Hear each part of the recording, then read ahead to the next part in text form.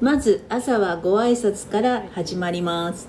はい、今日のご飯は私はアメリカンブレックファースト。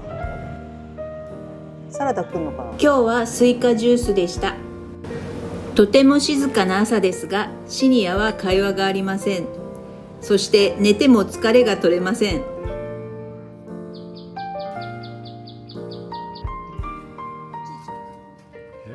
はい、ムンドゥッドゥテンプルへグラブで移動しております。約3キロです。どのぐらいかかる？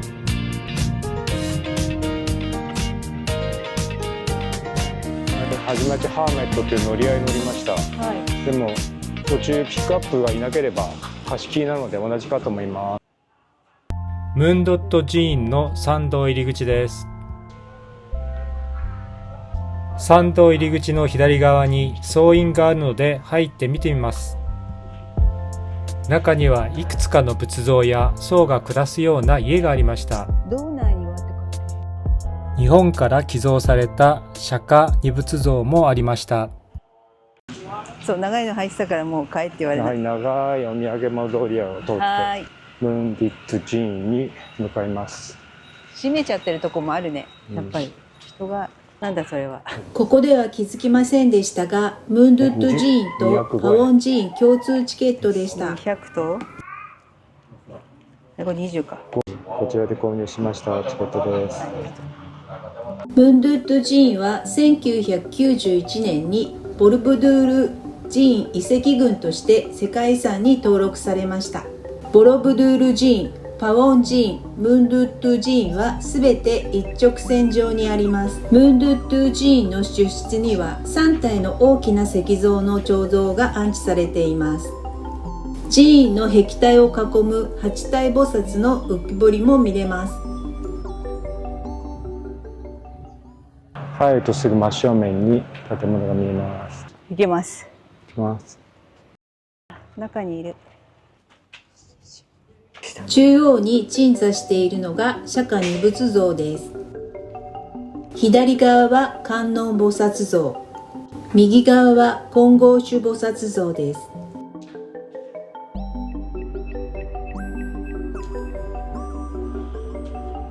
随所に見られる浮き彫りです。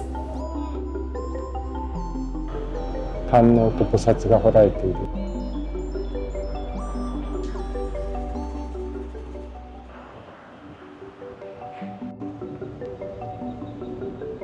庭のグリーンが色鮮やかでした。寺院周りを一周したので降ります。石が高い。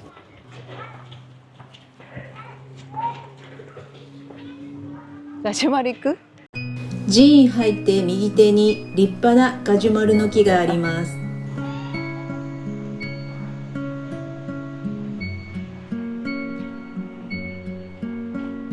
おはようございます。おはようございます。じゃあねです。本日6月の4日です。こちらは、インドネシアジャワ島中部にあるムンドゥッド寺院遺跡のところに来ています。今の気温は31度になってます。今日は32度まで上がる予想です。もう滝のように汗が出てきています。では本日も楽しんできます。はい、出かけてきます。行ってきます。やっぱり人入ってきたじゃん。人動き出してる。ムンドゥッド寺院を後にして次はパウォン寺院へ向かいます。移動します。グラブで同じドライバーのお兄さんでした。石畳の道を入っていきます。ここも20だけどどうしますか？入る？入る？中に何もないって。入れんのかな？寄付でしょ？寄付。もう同じ20です。寄付ですね。50円しかないし。これがキャンディーパワーも同じです。はい。王の埋葬場所、埋葬殿として建設された説があり、王の位牌を納める聖堂だとか。私はムンドゥッド寺院からボロブドゥールまで参道があったという説を信じたいと思います。ないんだよ。もう何もな今いんだよ。ここは全部何やってる？何もないところでつまずかないでよ。もう残念ながらここにはもう何もありません。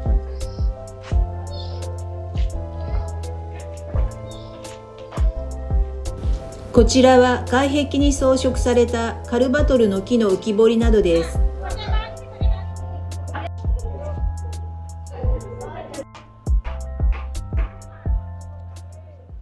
この車に乗ってツアーできたずーっとあそこで写真撮ってる。どこの国にしようかね。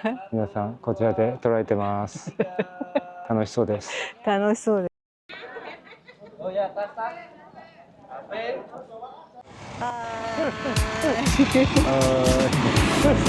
なんだろうこれ。あ、まだ来るよ。おお、すごい来る。みんな手を振ってくれてます。この日の夜、ホテルの部屋にいてもすごく賑やかでした。翌朝ホテルスタッフに聞いたらやはりお祭りだったようです。連れてくれ。それとこれ頼みました。これ16回160円。こっちも160円です。はい、ここで食べていただきます。向こうがボードブーです。はいすぐ目の前がここエアコン効いてるからいいですよ。美味しいです。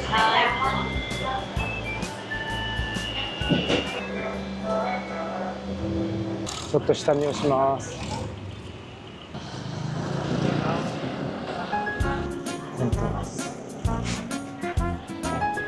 もしかしてさ、今日さ平日だから空いてたかもしれないね。いや、関係ないと思います。関係ないかな。関係ないです。年中来てます。通りここです。インフォメーションここにあります。ここに詳細がありま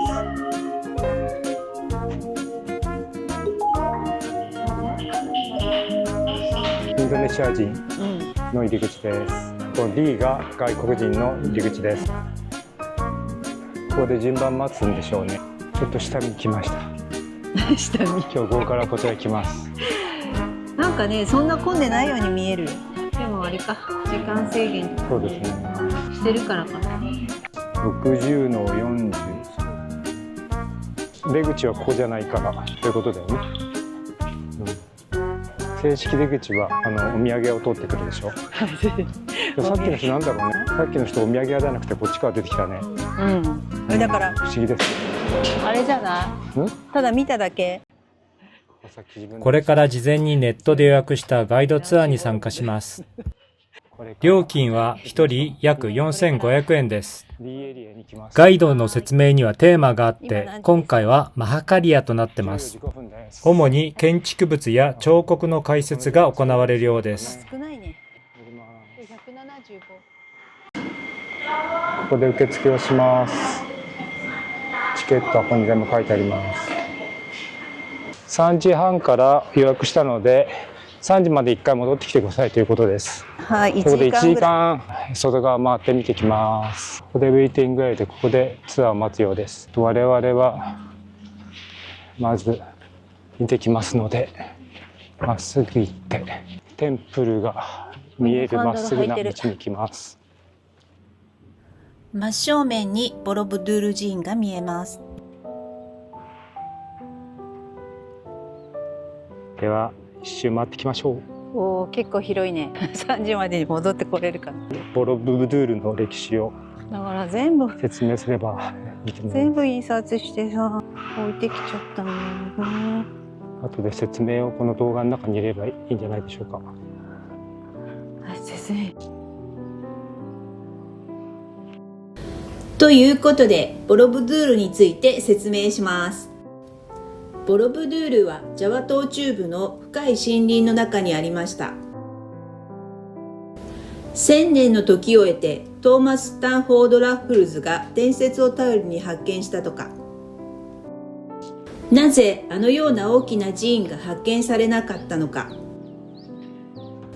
920年村ビ山の大噴火、イスラム勢力の侵入などにより密林の彼方へ置き去りに。寺院は自然な丘に土を盛り、安山岩で覆われています。方形の基壇の段の上に5層の方形の段と3層の円形の段が積み重なれています。頂点には大きなストゥーパー、仏塔が置かれています。ちょっと変わった寺院で内部空間はありません。見たことのない不思議な形、石像の仏教遺跡としては世界最大級の規模。階段ピラミッド状構造のボロブドゥール。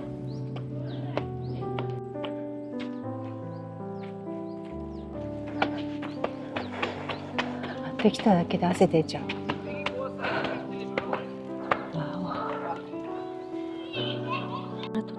午後のツアーではここから入場して上がることになります。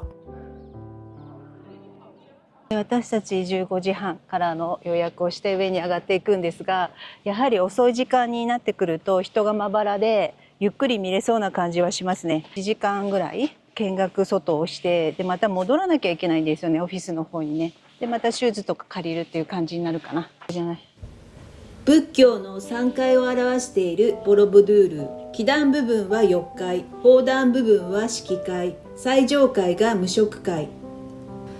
煩悩に満ちた世界から欲望を断ち、精神的要素のみになるってわけでしょうか。不思議だね。結構高い位置にボロブドゥール遺跡があるのに、ずっと何千年も灰に漏れたっていうのが非常に不思議です。周りは一段と低くなっております。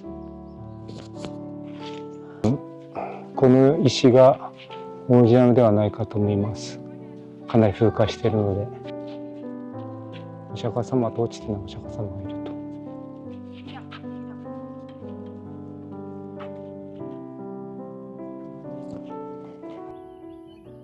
今ボロブドゥールを一周してきました。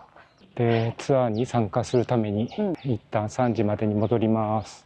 ちょっと不思議なのは、こう戻る時に出口はそっちだと、こっちじゃないよと言われちゃう。でも受付では行ったらこっちに戻ってこいって言うんですよね。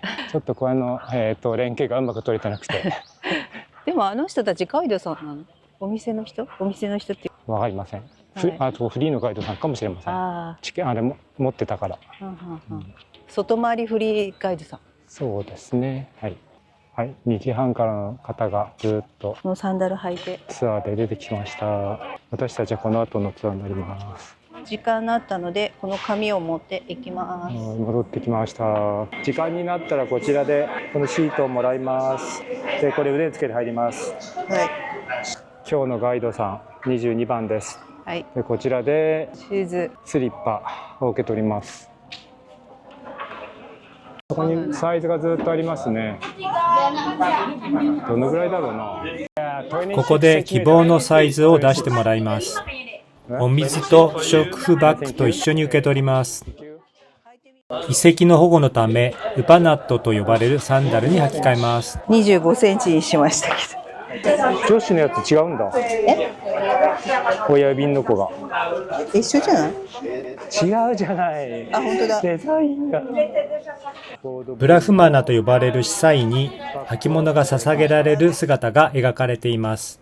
相棒はなんか大きすぎるっていうんで交換しに来ました。なのに相棒はまた25センチをもらってきました。地図があります。返す広そう。でこのウェイティングエリアで待ちます。日陰をどこだろう、向こうかな。時間になって担当のガイドさんがやってきました。行ってきます。次のチームはかなり後ろにいます。このチームは20人ぐらいそうだね。ですね。私たちのグループのガイドさんはここで12分間ボロブドゥールについて説明してくれました。最初の3分間は皆さん真剣に聞いていましたが、他のグループにどんどん追い抜かれていき、旅行者にとっては少々長すぎたようです。興味深かった話だけピックアップしてみます。もともとボルブドゥールは仏教寺院ですが、現在ジャワ島はイスラム教徒が大半で、バリ島はヒンズー教が大半であること。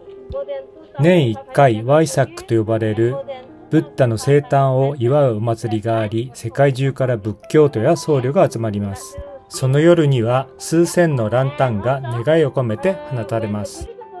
ボロブドゥールにはたくさんの彫刻やレリーフがあり、多くは物語になっており、そこから仏教の教えを学びます。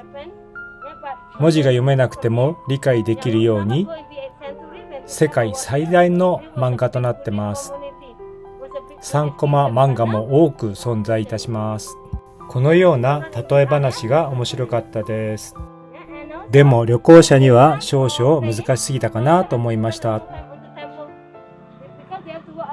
ツアーになるとこんなね、ツ人が増えアーになるとてしまいます。こんな人がいっぱいいるけど、さっきは全然私たちね、空っぽのとこ見てきます。空っぽのところ見てきたから。はい。混んできます。うん先ほどはちょうど隙間時間に来たみたいです。そうね見てください。すっごい混んでんじゃん。行きます。そしたらベビーカーの人が。レベル2。足長そうだな。レベル2です今。レベル2。レリーフはずっと仏教の物語が書かれてます。見学は第一回廊東面中央から時計回りで進みます。レベル3に上がってきました。一周したら上の階へと4回廊まで進みます。第一回廊はブッダの仏典記、ジャータカなどの各場面。第二回廊は華厳経の中にある入北海本を描いたもの。青年スダラが53人の賢人の教えを請いながら旅を続けて悟りの道を追求する物語です。第3回廊の弥勒菩薩に出会うシーン、第4回廊では普賢菩薩に出会うラストシーンなどが見どころです。ただ、英語ガイドさんしかおらず、理解するのに少し困難でした。セカンドストーリー。コーナーから水の吹き出し口があったそうです。このように3コマのレリーフの物語を説明しています。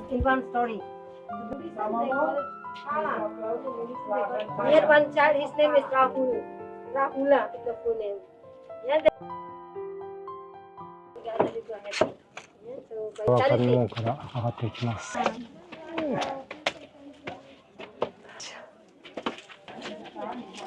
レベル4からの眺めです。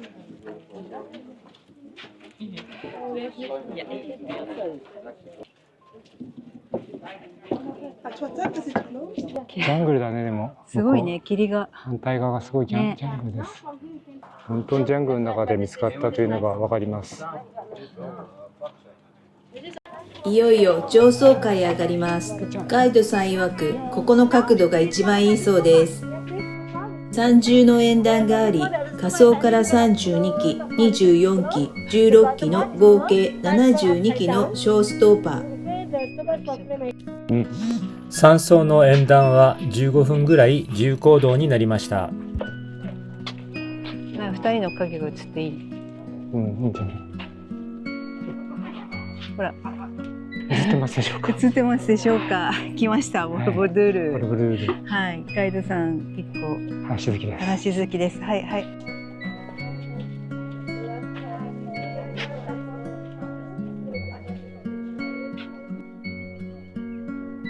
西側がジャングルですね、完全に。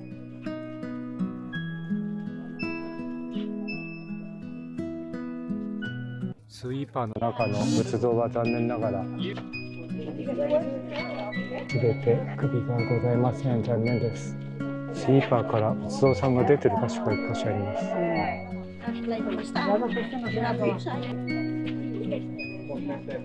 像が残ってるところが出ている。で、今ちょうど人がいないです。日本人。何？はい、ボルブルーどうでした？そうだよ。まだ終わってません。どうまだでした？終わってない。はい、旅は、あっち太陽が出てる。ここはすごい綺麗。すごい綺麗です。西日が綺麗ですね。やっぱね。ほら、西日が綺麗だよ。あそこで撮ったわ。撮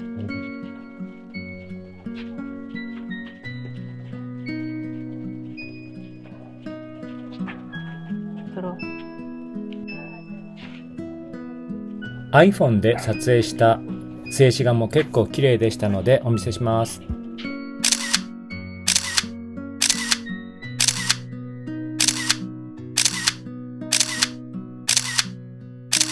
ツアー終了です。みんなが集合したので下に降ります。みんな降りてきます。みんな結構上から。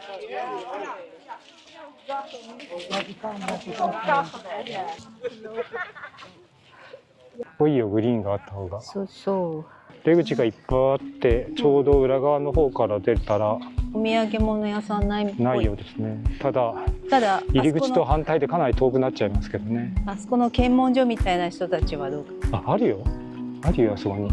あるか、やっぱり逃さないか。地下出た方がいいの？すごく遠くなるよ。どうする？いいんじゃないでも歩かなきゃいけない。か、クラブで帰るか。でもご飯食べてない。そうだね、はい、お金がないです。お金がない。お土産通るんじゃないですか、ここで。通るんだ。通るようですね、これね。